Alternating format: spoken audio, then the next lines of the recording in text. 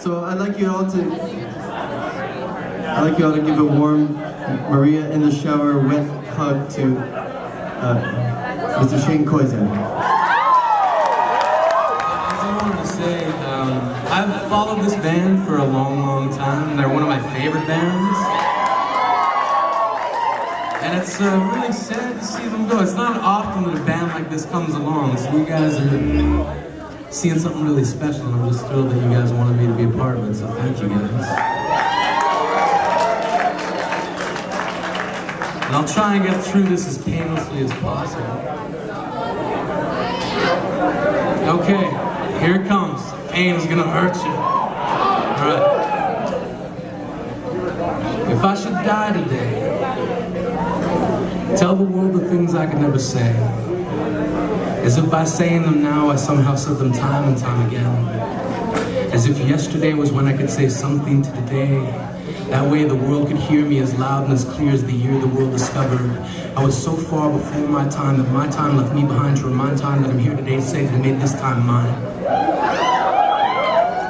Me and failure, we only ever speak sign language.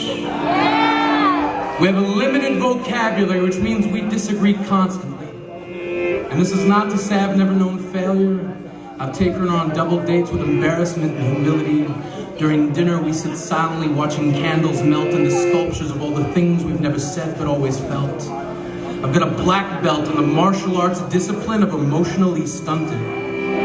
But I've seen people open the lid on a can of worms that they use to bait a hook and go fishing for sympathy, so I know I'm not alone in this. I'm not the only one with problems, and my problems are not unique.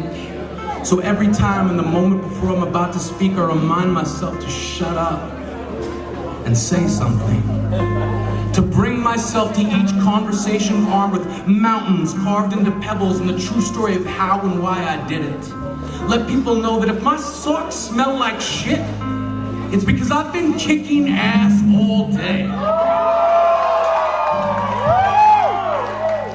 I play two-player conversations with total strangers for no other reason than to make them less strange. We exchange stories like trading cards and are fine with the fact we've always been rookies and we've never gone pro. And I'm fine with the fact that I still don't know what I want to be when I grow up. But today, I want to be amazing.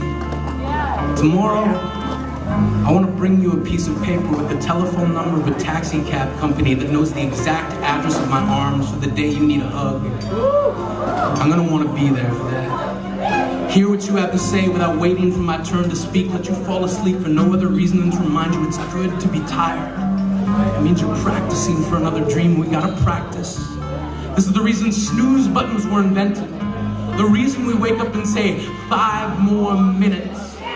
A dream is a rehab center for insomniacs. I take naps because my parents told me you can be anything, just follow your dreams, so I practice. Knowing full well this will never make me perfect. On a long enough timeline, everyone fails. Success is not immortal. There are times we bury it like a bone in the backyard, digging deep down, but along the way, find that our fingers feature familiar facets found in the search party sent out seeking someplace suitable for it to rest. The last words of success were, and will always be, the least we can do. The least we can do